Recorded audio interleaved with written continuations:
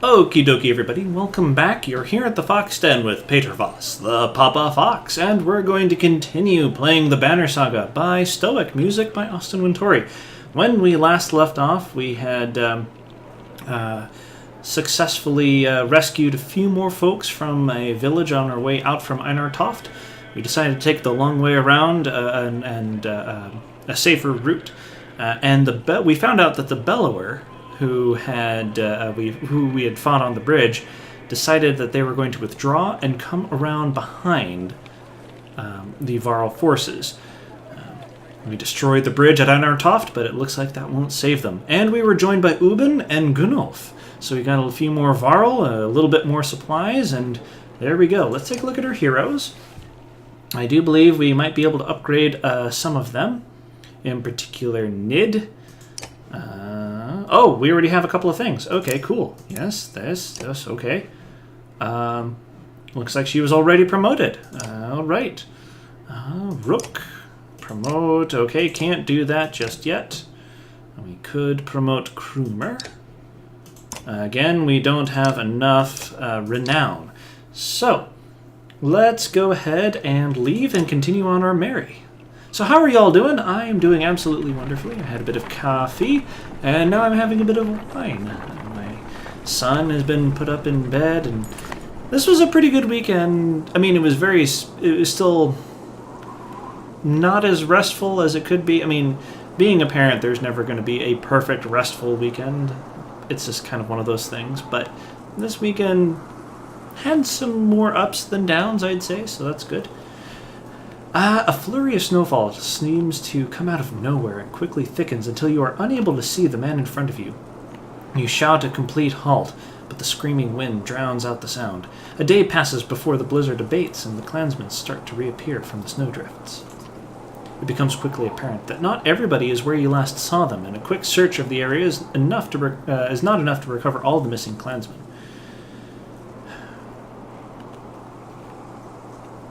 We're going to make a thorough search for the lost clansmen. It takes time to establish proper search teams, but you devise a way to quickly cover as much ground as possible. After a full day of searching, you find many survivors, but your successes are dampened by a number of frozen bodies and others who have simply vanished. Disheartened, you return to travel. Morale declined, but we needed to find those people. Looks like we have another Godstone coming up. Hopefully we'll be able to reach that before the day is out, because I do not want to rest. If at all possible. Oh, that's... Oh, whew, that was close.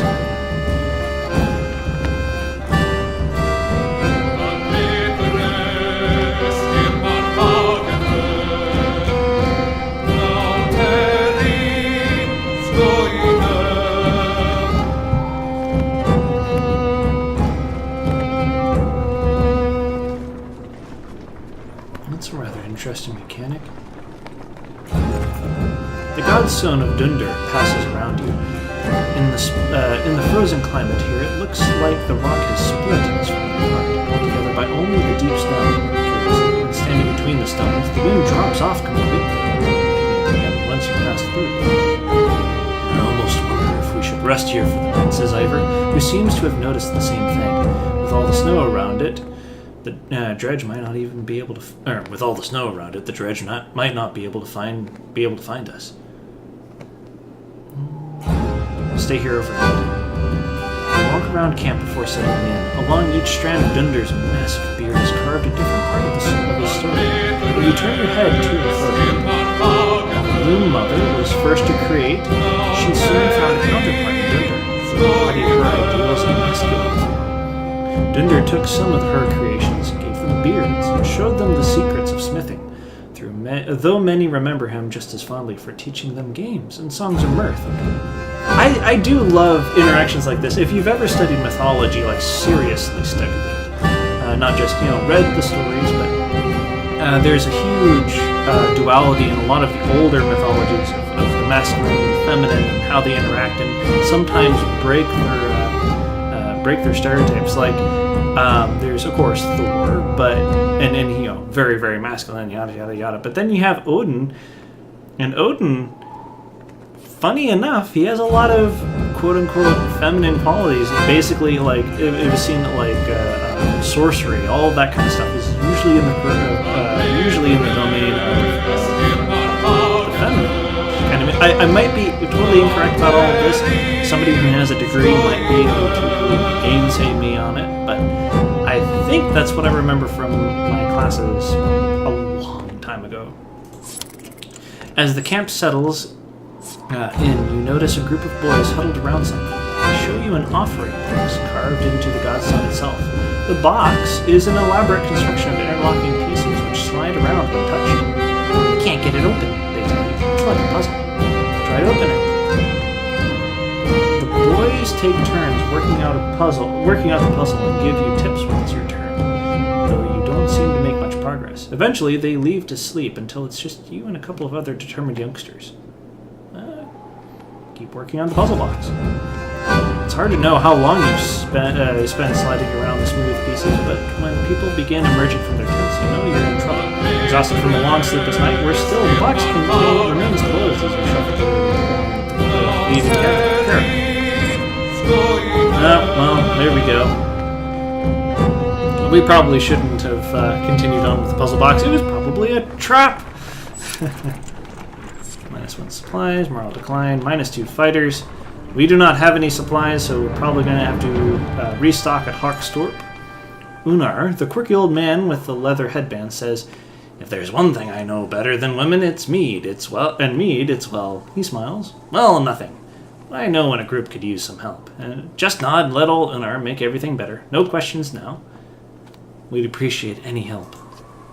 That evening, Unar clears his throat and loudly recites a tale of travelers, ending with, "War and death behind them, seeking hope instead. They carried on with courage, using heart and head."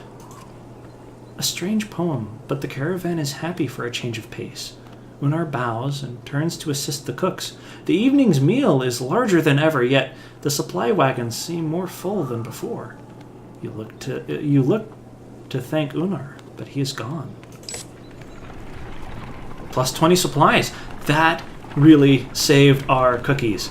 Holy cow. -8 supplies. We're not losing anybody, so that's good. Let's go ahead and restock. In the distance, Hawkstorp smolders like an old campfire. Even from here, you can see black figures shambling through it.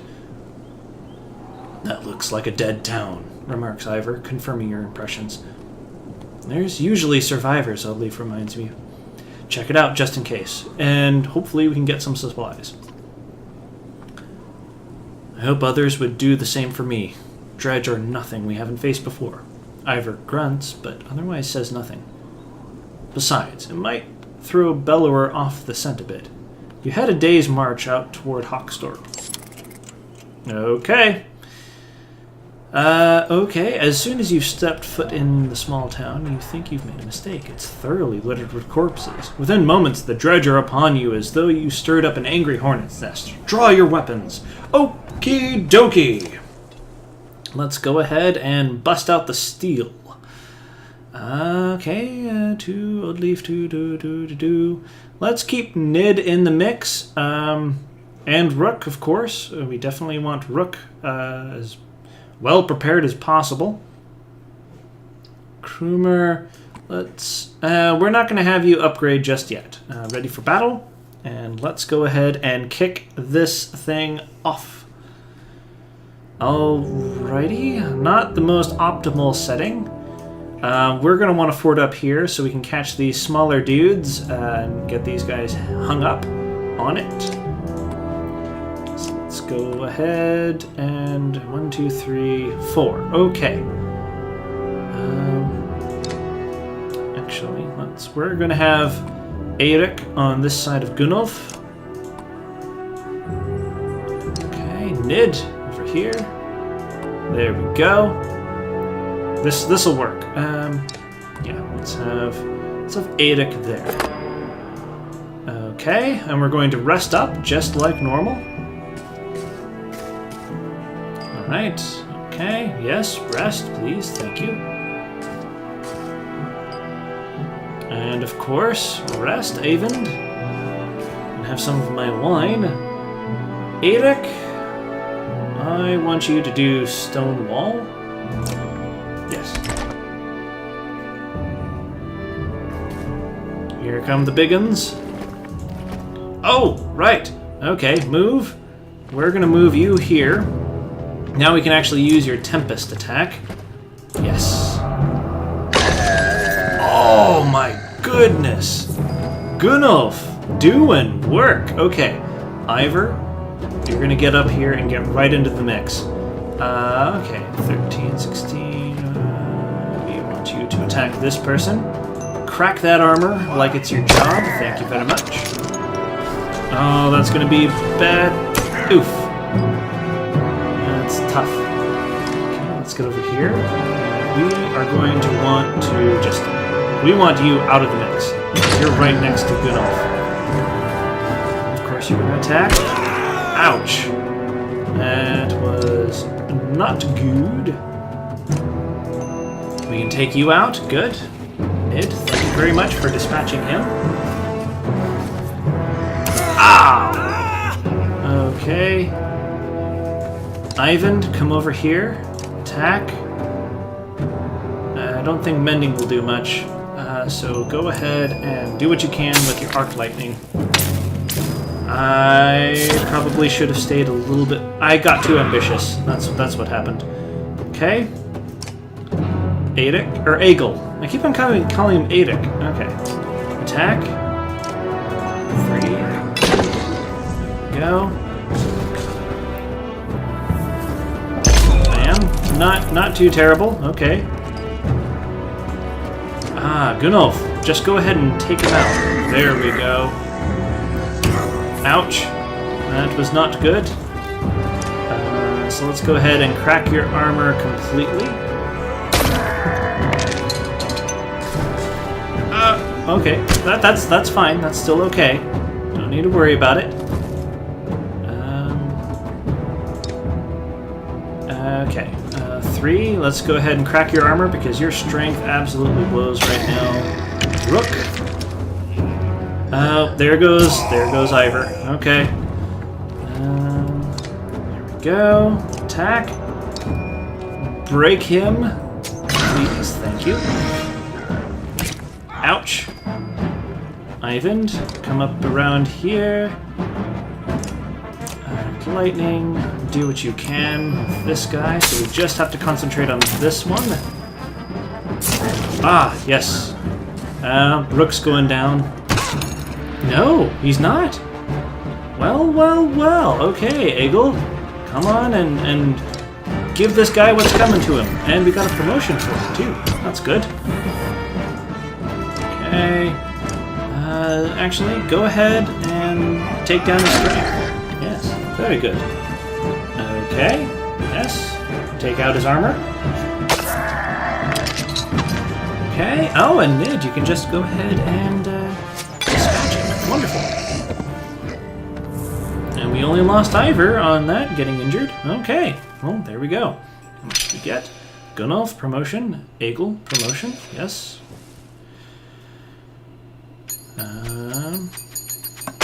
10 renown. Okay. Lovely. This town is nothing but ghosts, and now covered in more Dredge bodies, too.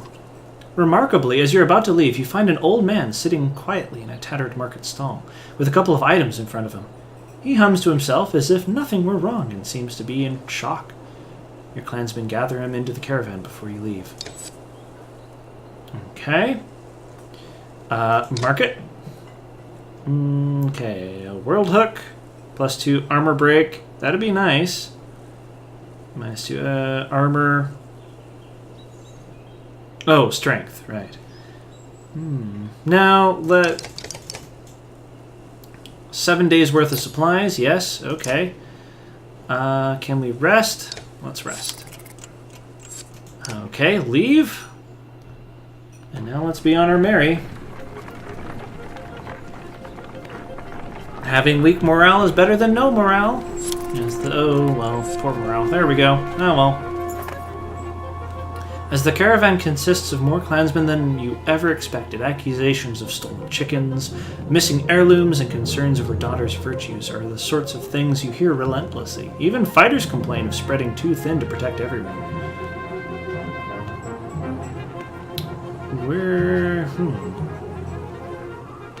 form a council to handle these problems. You select a few older members to solve everyday issues, but infighting muters their progress.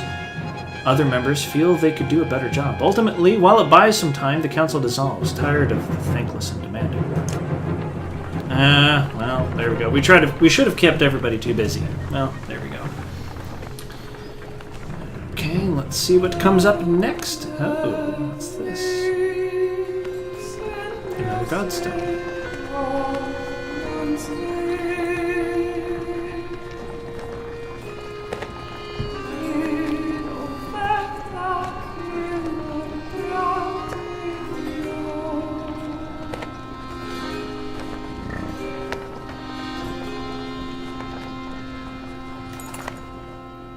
The godstone for Ingrid, goddess of knowledge, looks on as the caravan takes a much-needed rest. Ivor shoos some children away from a solitary Dredge slinger lying dead beneath the stone. Should we be worried about that? You ask Ivor, pointing to the Dredge body. I don't think so, he replies. Still couldn't hurt to have a few guards look around. Hours pass without a warning. Inspect the godstone. Ingrid's godstone is carved with ancient runes which don't make much sense to you, though Ivan tells you some of the menders have deciphered them. It's how the menders learned the language of the gods. Past the largest stone, a long series of slabs contain more writing all the way down the hill. The odd thing, he tells you, is that the writing occasionally changes depending on who is reading it. Usually it depicts the history of the gods, but it can be about nearly any topic. Sadly, Ivan doesn't know how to read it himself. Juno could, he says. Pack up and move on.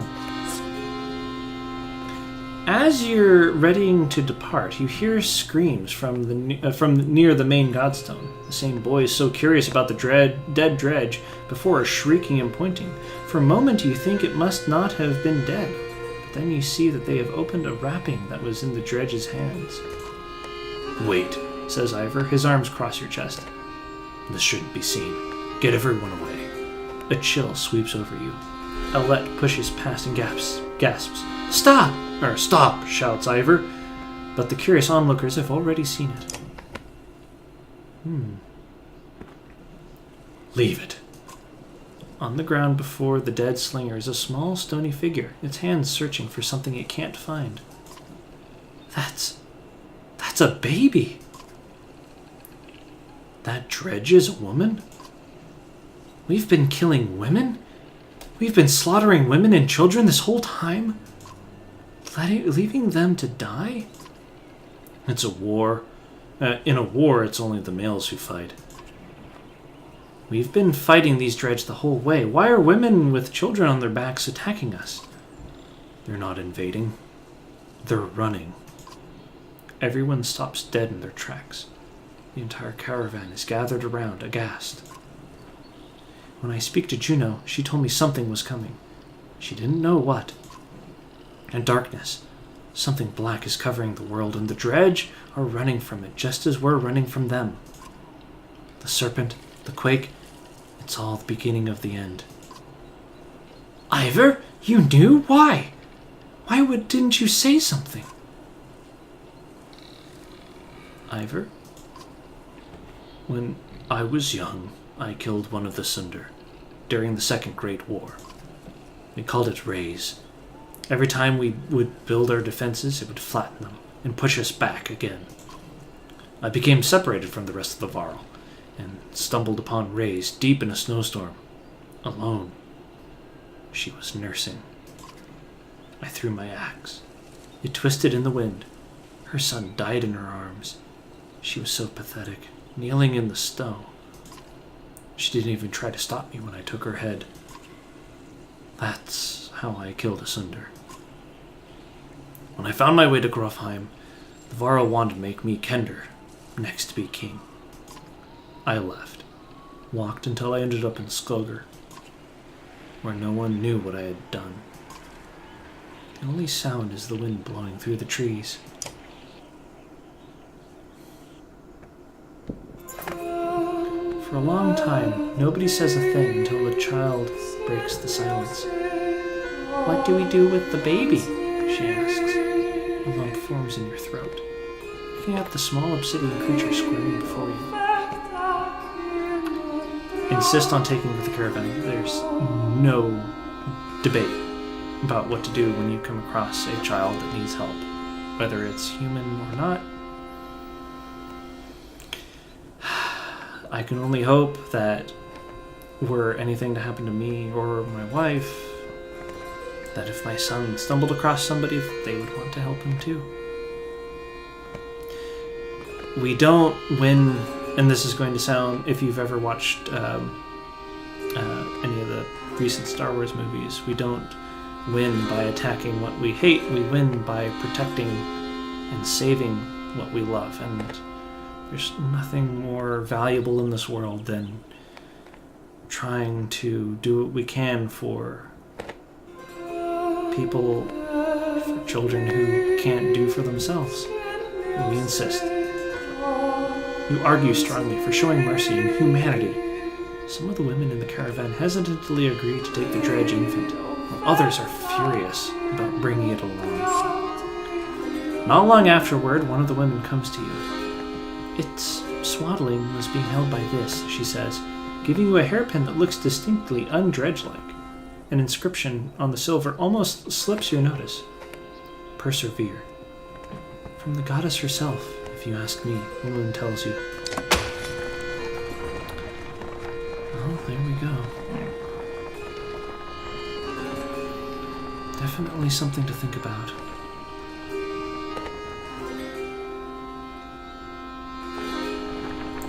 Let's check to see how much time we have left on the episode.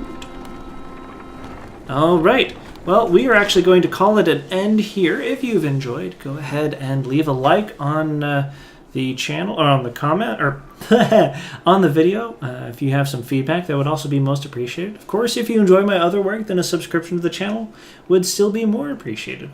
As always, it's great to see you all here at the Fox Den. I hope you come back next time and pull up a chair for some more Banner Saga. Alrighty, y'all take care now. Bye.